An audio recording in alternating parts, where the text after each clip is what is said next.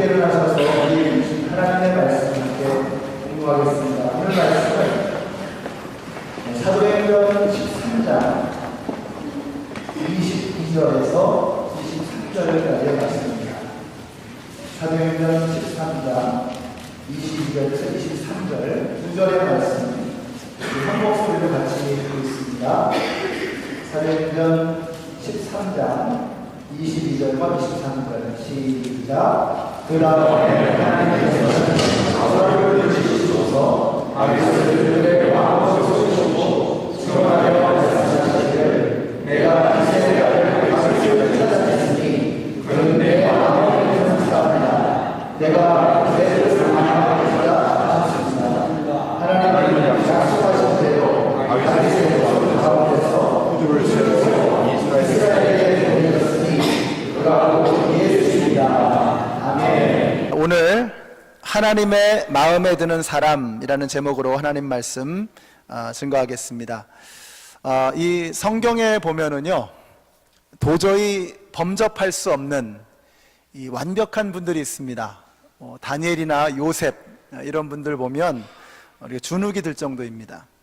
근데 반면에 이 정도면 나도 좀 해볼 수 있겠다 하는 이런 분들이 있지요. 제가 요즘에 좀 영어 이름이 좀 필요하다 싶은 생각이 좀 들었어요. 이제 미국 분들을 종종 만날 기회가 자꾸 생기는데 이름이 뭐냐 그러면 제가 이제 Hey Kim 그러면 Hey Kim 이러면서 농담을 하고 장난을 하는 거예요. 그래서 영어 이름이 좀 하나 있으면 좋겠다. 이제 뒤늦게 좀 생각이 들어서 제가 이렇게 이 서베이를 좀 해봤더니 뭐 제 딸아이들이나 우리 청년들이 하는 얘기가 베드로가 좋겠다. 뭐 좀 어리숙해서 그런지 덤벙거려서 그러는지 베드로가 잘 어울린다고 합니다. 저는 이 인간미가 넘치는 베드로가 참 좋습니다. 또 모자란 게 많은 이 야곱 같은 사람도 참 좋습니다. 이런 분들을 보면 우리도 좀 해볼 수 있겠다는 이제 용기가 생기죠. 오늘 우리가 살피려고 하는 다윗이 그런 사람이 아닌가 싶습니다. 이제 이달부터 사무엘서를 시작하겠다고 말씀을 드렸는데 역시 그 사무엘서의 중심 인물은 다윗이 아닐까 싶습니다. 그래서 오늘은 이 다윗을 좀 생각해 보려고 합니다. 다윗은 어떤 사람인가? 오늘 말씀해 보니까 내가 이새의 아들 다윗을 찾아냈으니 그는 내 마음에 드는 사람이다. 이렇게 말씀합니다. 이거 뭐 내 마음에 드는 사람이다. 하나님께서 친히 내가 좋아하는 사람이다. 극찬입니다. 그 이상이 없는 거죠.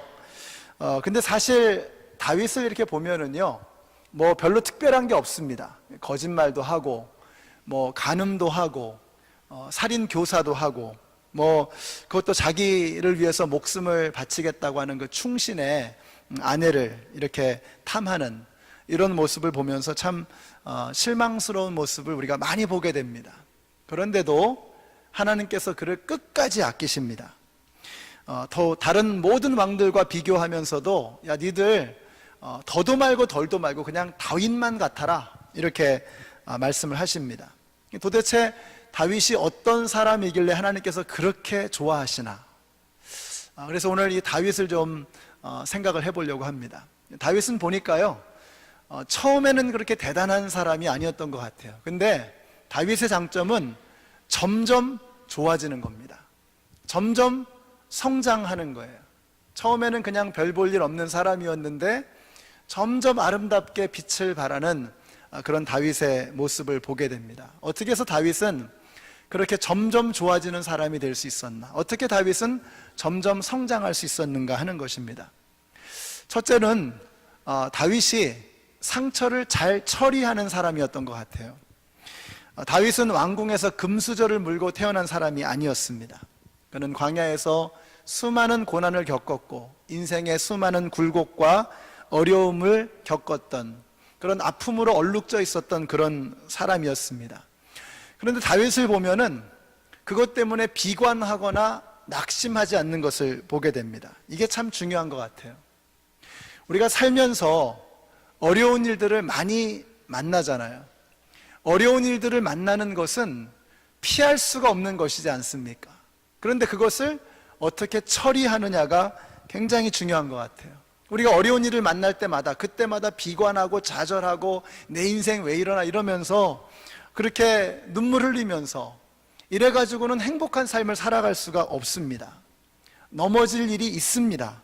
근데 그때 다치지 않고 잘 넘어지는 게 중요합니다. 왜냐하면 다시 일어나서 살아가야 하기 때문에 그렇습니다. 제가 어릴 때 합기도를 잠깐 도장을 다닌 적이 있습니다. 한 달쯤 하다가 재미가 없어서 그만뒀어요. 왜냐하면 가자마자 맨날 넘어지는 것만 연습하는 거예요. 낙법 쿵 하면서 넘어지는 연습만 종일 하니까 이 어린애가 재미가 없는 거예요. 그런데 여러분, 우리 모든 운동이요, 이 넘어지는 것을 잘 넘어지는 게 이게 중요합니다. 우리가 스키를 배우러 갈 때 제일 처음에 하는 게 뭐냐면 아주 우아하게 멋있게 다치지 않고 잘 넘어지는 거, 넘어졌다가 어떻게 일어서나, 이거부터 배우거든요. 우리 인생이 그와 같습니다. 넘어질 일이 수도 없이 있습니다. 근데 그 수 없이 넘어질 그 상황 가운데서 어떻게 넘어질 것이냐, 그 상처가 될 만한 일들을 어떻게 처리할 것이냐, 그리고 어떻게 다시 일어날 것이냐, 이게 중요합니다. 우리의 인생에도 낙법을 배워야 하는 것입니다. 우리가 살다 보면 걸려 넘어질 일들이 수도 없이 많지요. 그러니까 잘 넘어져야 합니다. 스키장 가서도 잘 넘어지고 잘 일어나서, 그리고 하루 종일 다시 타야죠. 그래야 본전 뽑는 거잖아요. 우리 인생도 마찬가지입니다.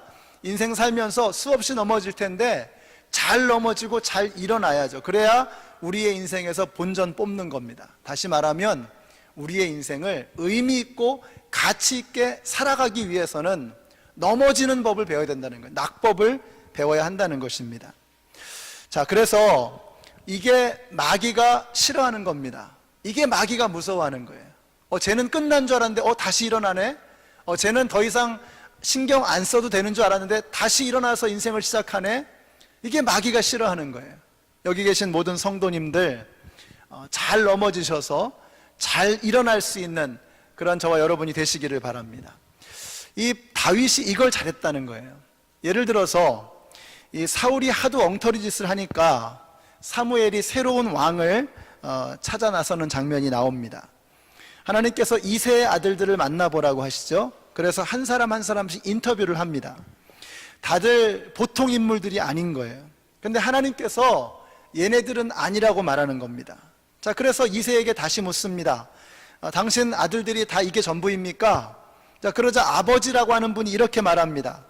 막내가 남아있기는 합니다만 지금 양떼를 치러 나가고 없습니다.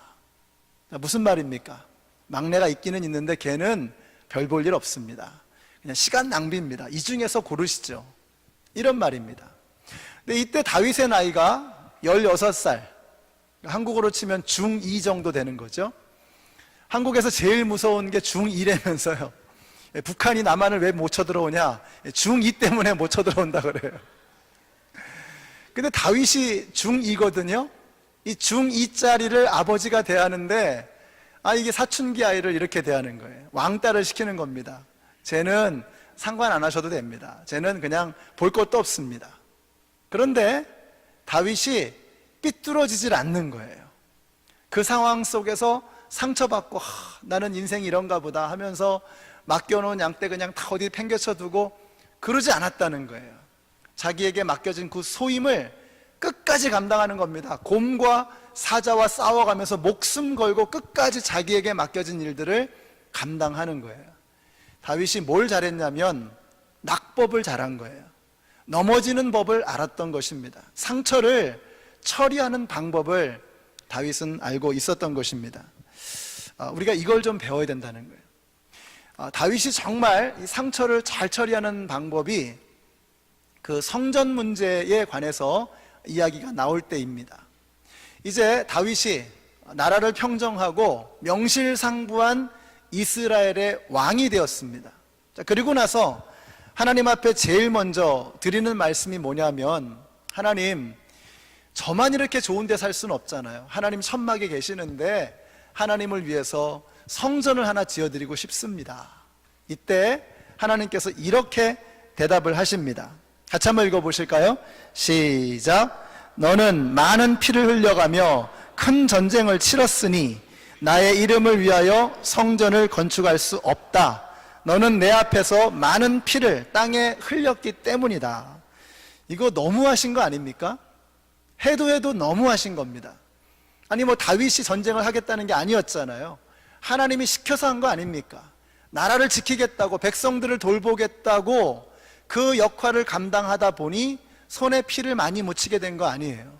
근데 하나님께서 하시는 말씀이 너는 손에 피가 너무 많이 묻었기 때문에 내 집을 지을 수 없어. 우리 같으면 시험 받을 만한 일입니다. 근데 다윗이 여기서 시험 받질 않아요. 이걸 이겨내는 것입니다. 다윗의 멘탈이 보통이 아닌 겁니다. 여러분, 힘들고 어려운 일들은 내 뜻과는 상관없이 항상 나에게 오게 되어 있습니다. 그건 내가 선택할 수 있는 게 아니에요.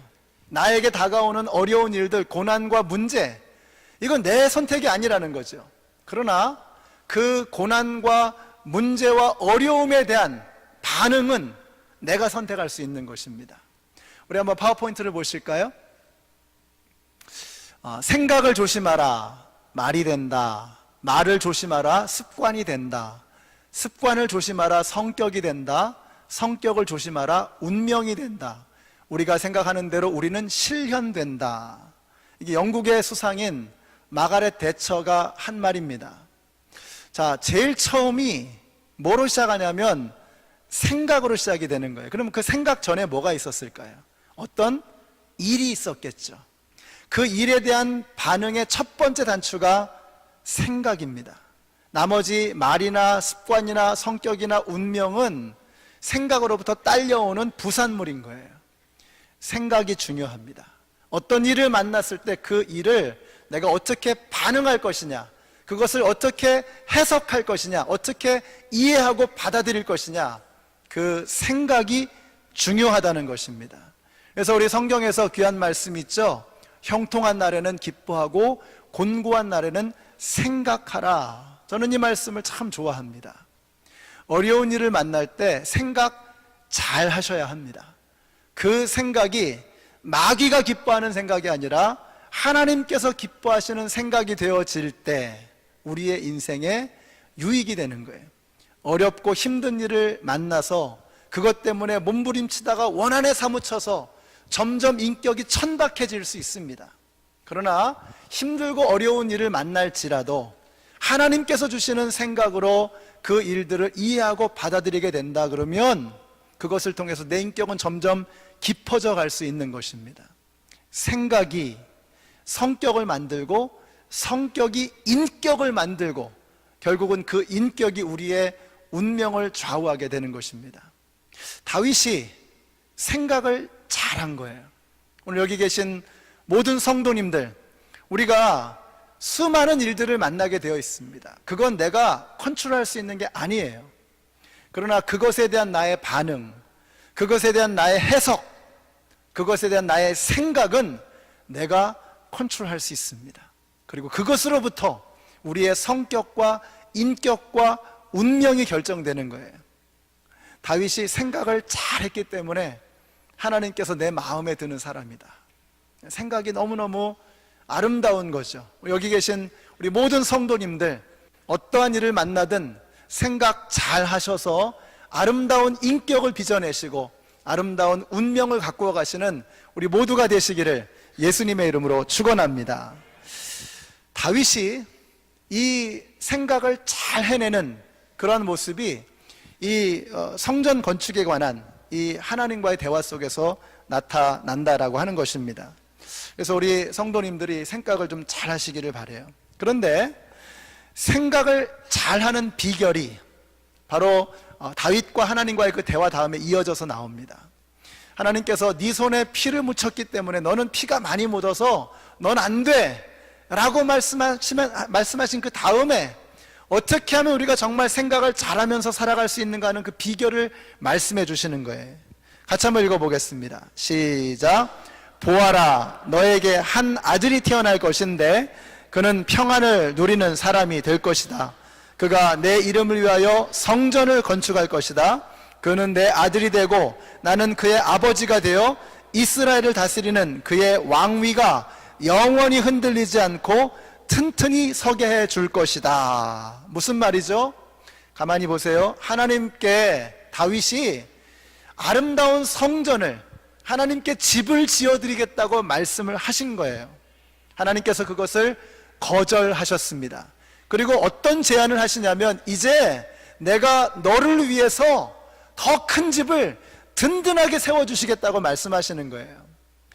다윗이 하나님에게 집을 지어드리겠다고 할 때 그 제안을 거절하시고, 하나님께서 새로운 제안을 하시는데, 내가 너를 위해서 더 큰 집, 영원한 집을 지어주겠다고 제안을 하시는 바로 그 장면입니다. 우리가 여기서 중요한 것을 배우게 돼요. 어떻게 우리가 고난과 문제와 아픔과 어려움을 겪을 때 그것을 생각을 잘 해낼 수 있는가?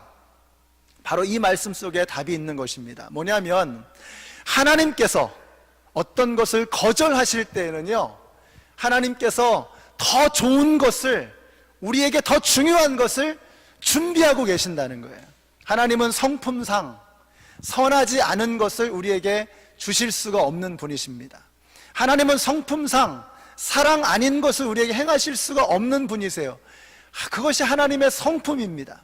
우리가 이 하나님의 성품을 믿는다면, 그 하나님의 성품을 붙잡을 수 있다면, 우리는 내 앞에서 펼쳐지는 속상한 일, 상처가 될 만한 일들, 어려운 일들을 이겨낼 수 있다는 것, 이게 믿음입니다.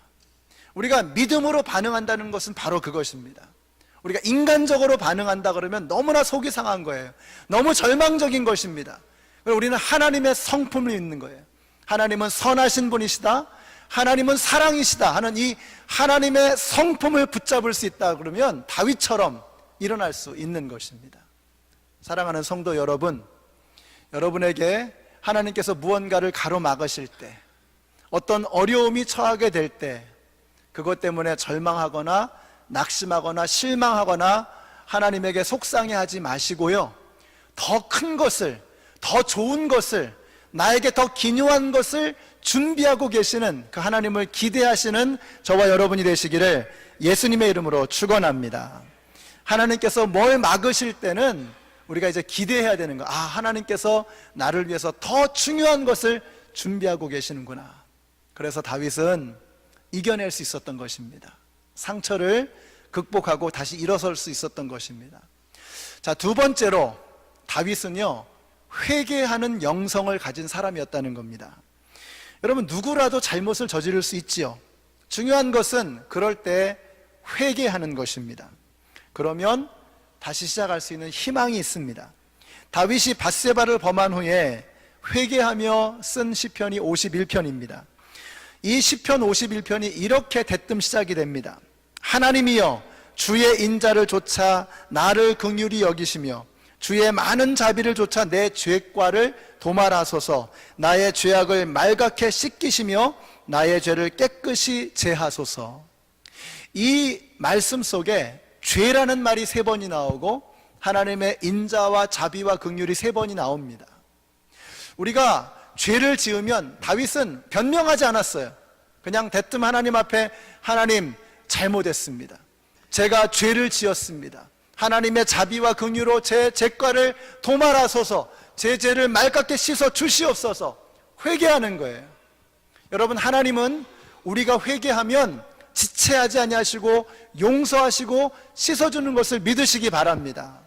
이런 사람에게 희망이 있는 거예요. 그런데 잘못을 해놓고서 뻔뻔하게 그냥 모른 척하고 넘어가는 거, 교만한 사람, 회개할 줄 모르는 사람, 이런 사람은 희망이 없는 거예요.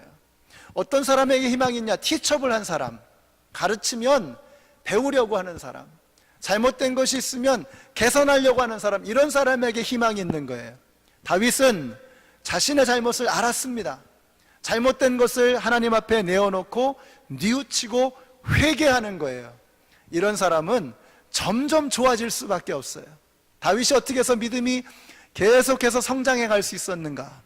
자신의 잘못을 하나님 앞에 내어놓고 회개하는 것입니다. 여기 사랑하는 성도 여러분, 우리가 하나님과 우리 사이에 가장 큰 문제는 죄입니다. 이 죄의 문제를 해결하는 방법은 회개밖에는 없어요. 우리가 회개하면 하나님께서는 용서해 주시고 씻어 주시는 것입니다. 이 관계를 가로막는 것이 죄입니다. 우리가 하나님에게 붙어 있는 것을 가로막는 것이 죄예요. 하나님에게 붙어 있으면 열매는 맺혀지게 되어 있어요. 포도나무 가지가 포도나무에게 붙어 있기만 하면 포도 열매는 주렁주렁 열리게 되는 거예요. 끊쳐지면 아무것도 아닌 것입니다. 우리가 어떻게 하나님께 계속해서 붙어 있을 수 있느냐? 우리가 살아가면서 계속해서 죄를 짓고 잘못을 범하는데도 어떻게 해서 우리가 열매 맺는 인생을 살아갈 수 있느냐? 방법은 하나밖에 없어요. 회개하고 돌이키고 뉘우치는 것입니다. 회개하고 돌이키고 뉘우치면 하나님께서 우리의 죄를 도말해 주시고 용서해 주시고 우리를 다시 우리에게 기회를 주시고 붙들어 주시는 것을 믿습니다. 그러면 인생에 열매가 맺히기 시작하는 거예요. 근데 참 재미있는 게요, 이 용서를 받아본 사람이 용서할 줄 알더라고요. 다윗이 용서받아본 경험이 있기 때문에 용서할 줄 알아요. 놀랍게도 용서하면서 다윗의 믿음이 비약적으로 성장하는 거예요. 용서하면서 다윗의 믿음이 쑥쑥 자라가는 거예요. 근데 여러분, 그릇만큼 담는 거 아닙니까? 그릇만큼. 우리의 믿음의 분량이 간장 종지만 하면 그 간장 종지밖에는 못 채우는 거예요. 근데 세숫대야 냉면, 그냥 생각만 해도 군침이 돌죠. 세숫대야 냉면. 그릇이 크면 많이 담을 수 있는 거예요. 하나님께서 다윗을 크게 쓰기를 원하세요. 이스라엘을 품을 수 있는, 오고 오는 모든 세대를 품을 수 있는, 그래서 그 태에서 메시아가 탄생하는 이 엄청난 축복을 다윗을 통해서 주기를 원하셨어요. 다윗은 계속해서 믿음이 성장해야만 했던 것입니다. 언제 믿음이 성장하느냐? 그가 용서할 때, 힘들고 어렵지만 용서하면서 다윗의 믿음이 성장하더라 이거예요. 다윗이 그 압살롬의 반역에 의해서 왕궁에서 쫓겨 도망가는 그런 상황이었습니다. 그때 시므이라는 사람이 다윗을 조롱하면서 비난하면서 저주합니다. 주위의 모든 부하들이 다윗이여, 주인이여, 저 늙은 개를 그냥 두시겠습니까? 그때 다윗이 이렇게 말하는 것입니다. 우리 같이 한번 읽어보실까요? 시편 사무엘하 16장 9절과 10절 말씀 같이 읽습니다. 시작. 나의 일에 너희가 왜 나서느냐? 주님께서 그에게 다윗을 저주하라고 분부하셔서 그가 저주하는 것이라면 그가 나를 저주한다고 누가 그를 나무랄 수 있겠느냐? 멋있죠? 대단한 거 아닙니까? 아니, 주님께서 그렇게 하게 하신 거라 그러면 누가 그를 나무랄 수 있겠느냐? 그런데 다윗이 그런 사람이 아니거든요. 그렇게 어마어마하고 대단한 사람이 아직 아니었거든요. 자, 그런데 시편 3편 7절에 보니까 그의 속마음을 하나님께 이렇게 내어놓습니다. 주님, 일어나십시오. 나의 하나님, 이 몸을 구원해 주십시오. 아, 주님께서 내 모든 원수의 뺨을 치시고 악인들의 일을 부러뜨리셨습니다. 그러니까 부하들 앞에서는 하나님이 원하시는 일이라면 내가 어떻게 할 수 있겠느냐. 그런데 그 속마음을 하나님 앞에 내어놓는데, 하나님, 저 나쁜 녀석의 주둥이 좀 꼬매주세요. 이를 부러뜨려 주세요. 이렇게 그냥 속마음을 하나님 앞에 다 내어놓는 거예요. 우리가 생각할 때 다윗은 참 위선적이다, 이중인격이다 이렇게 말하겠습니까? 아닙니다. 지금 다윗은 몸부림치는 거예요. 하나님이 기뻐하실 생각과 자기 자신이 가지고 있는 이 감정 사이에서 이 간극을 메우기 위해서 몸부림을 치는 것입니다. 인격은 그러면서 성장하는 거예요. 우리가 어디 우리 자신을 봐서 그렇게 예수님을 닮아갈 그런 인격입니까? 어림도 없지요. 그러나 예수님의 마음으로 생각하는 훈련을 통해서, 하나님의 눈으로 바라보는 그 훈련을 통해서 점점 더 우리의 믿음이 성장해 나가는 거예요. 다윗은 평생 그 몸부림을 치는 거예요. 나는 그렇게는 안 되지만 주님이 내가 이렇게 되어지기를 원한다는 이 마음을 가지고 이 간극을 메워나가기 위해서 다윗은 몸부림을 치는 겁니다. 그러면서 다윗의 인격이 넓어지고 깊어지는 거예요. 그를 통해서 메시아가 탄생하고 하나님께서 놀라운 축복을 주시는 이유가 바로 거기에 있는 것입니다. 사랑하는 성도 여러분, 우리가 목양을 하는 교회 아닙니까? 영혼을 구원하고 제자를 삼는 이 일을 우리 교회의 존재 목적으로 삼고 있잖아요. 그래서 우리는 영혼을 품기 위해서 애를 써야 됩니다. 우리 목자 목녀님들, 목장 식구들 돌보고 전도하랴, 얼마나 마음에 상처가 있고 가슴에 멍들 일이 얼마나 많습니까? 우리 장로님들, 권사님들은 온 교회를 목양하는 분들 아닙니까? 온 교회 목자 아니에요. 그러면 그 주님의 일을 감당하면서 얼마나 가슴 아픈 일들이 많겠어요. 상처받을 일들이 많겠어요. 그때 사람에게 반응하면 안 되는 거예요. 다윗이 그렇게 했던 것처럼 다윗은 사람 앞에 자신의 감정을 쏟아놓지 않고 하나님 앞에 자신의 마음을 내어놓았던 것입니다. 우리가 어떻게 주님의 이 귀한 사역을 감당할 수 있을까? 생각나는 대로, 감정 나는 대로 함부로 해서는 안 되는 거예요. 만약에 여러분이 그냥 목사님 저는 그냥 이대로 살다 죽을랍니다, 이러면 할 수 없어요. 이러면 할 수 없어요. 그러나 정말 예수님을 닮고 싶어요. 믿음이 성장하기를 원해요. 그러면 우리가 몸부림쳐야 되는 거예요. 용서하는 훈련을 해야 되는 것입니다. 여러분의 감정을 사람 앞에 쏟아내지 말고 하나님 앞에 내어놓는 이런 훈련을 하셔야 되는 거예요. 이런 처절한 신앙의 몸부림을 통해서 우리는 점점 더 예수님을 닮아가게 되는 것입니다. 우리 사랑하는 성도 여러분들, 여러분들 안에 이런 좀 몸부림이 있기를 원해요. 여러분 감정을 하나님 앞에 내어놓는 그런 훈련을 하십시오. 여러분의 마음을 하나님 앞에 다 쏟아놓으세요. 하나님, 정말 이 마음이 뭉그러질 것 같습니다. 뭉개질 것 같습니다. 진물이 납니다. 하나님, 저 주둥아리 좀 꼬매주세요. 그러면서 하나님 앞에 다 쏟아내는 거, 이걸 사람 앞에 하면 안 되는 거죠. 여러분이 사람 앞에 자기의 감정을 다 쏟아내면 속 시원할 것 같죠. 제가 해보니까 안 그러던데요. 이게 감정을 마음에 담아두면 뭐 그게 병이 된다 그러는데, 그래서 제가 한번 쏟아봤어요. 잘 쏟습니다, 제가. 그런데 그게 절대로 나한테 유익이 안 돼요. 오히려 더 패배감과 실패감 속에서 더 몸부림치게 만드는 것 같아요. 우리가 믿음으로 반응한다는 건 이런 겁니다. 하나님 앞에 자꾸 내어놓는 거예요. 그래서 우리가 어려운 일을 만날 때, 속상한 일을 만날 때 함부로 그냥 세상 사람들과 똑같이 그냥 반응하는 것이 아니라, 그러면 그 어려운 일들이 내 인격을 점점 천박하게 만들어 갑니다. 근데 힘들고 어렵지만 그것을 주님 앞에 내어놓고 주님 앞에 하소연하고 하나님의 위로하심을 얻게 될 때에 어려운 일들과 상처를 통해서 내 인격은 점점 성숙해져 가게 되는 거예요. 여기 계신 우리 모든 성도님들이 힘들고 마음 아프고 어려운 일들을 하나님 앞에 쏟아내는 훈련을 하시는 우리 모두가 되시기를 예수님의 이름으로 축원합니다. 마지막으로 다윗이 어떻게 그렇게 믿음이 계속해서 성장해 나가는가? 이 사람은요, 현실과 신앙생활을 분리하지 않았더라고요.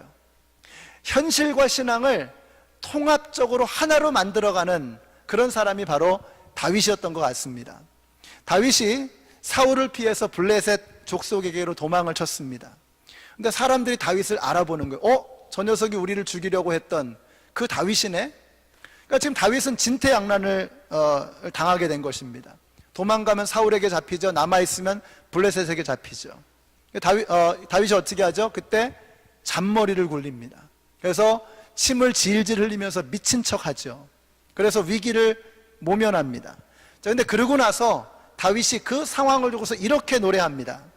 주님께서 내 생명을 죽음에서 건져주시고 내가 생명의 빛을 받으면서 하나님 앞에서 거닐 수 있게 내 발을 지켜주셨기 때문입니다. 아니, 자기가 잔머리 굴려놓고 나서 주님께서 지켜주셨고 주님께서 나를 인도해 주셨다라고 고백을 하는 거예요. 여러분, 지금 이 다윗이 위선을 떠는 게 아닙니다. 다윗은 정말로 그렇게 믿은 거예요. 자기가 잔머리를 굴리는 그 순간에도, 자기가 걸어가는 그 인생의 한 걸음 한 걸음 어떤 순간에도 하나님께서 함께하고 계신다고 다윗은 확신하고 있었던 것입니다. 우리하고 너무 다르죠. 우리는 어떻습니까? 우리는 하루를 바쁘게 삽니다. 그리고 집에 가서 발 씻고 손 씻고 밥 먹고 그리고 시간 내서 기도하고 큐티합니다.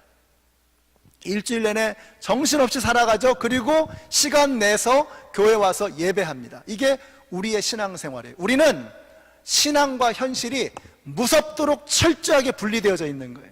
다윗은 그러지 않았어요.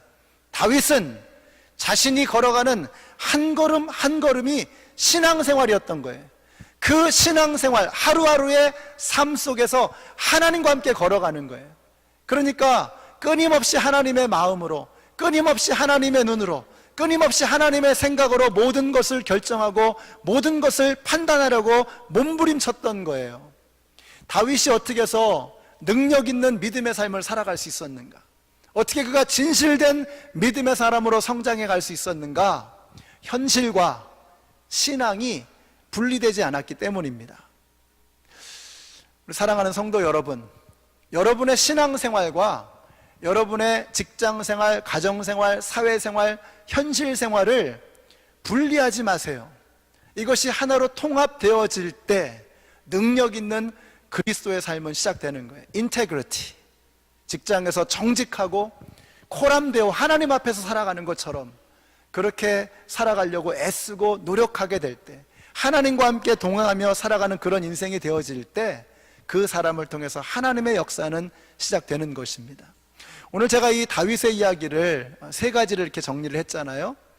이 말씀을 가만히 묵상을 해보니까 지난 수요일에 제가 말씀을 전했던 이 오뚜기 이야기가 생각이 나는 거예요. 한번 그림을 좀 보실까요? 추억의 오뚜기 기억나시죠? 그 다음에 밀리언셀러 피아노 오뚜기, 이게 오뚜기인데요. 자, 그럼 오뚜기가 오뚝 다시 설 수 있는 원리가 뭐냐? 맨 마지막 그림을 보시면 이겁니다. 무게중심이 오뚜기의 가장 낮은 곳에 가장 한복판에 무게중심이 있기 때문인 거죠. 오뚜기는 어떻게 넘어져도 다시 오뚝 일어설 수 있느냐? 그 가장 중심에 쇳덩어리가 박혀있기 때문입니다. 뭐 대단한 그림 같지만 뭐 당연한 거 아니에요? 가장 밑바닥에 가장 한복판에 가장 무거운 게 있으니까 쓰러져도 일어날 수밖에 없는 거예요. 다윗은 그 마음의 중심에 하나님이 살아 계셨어요.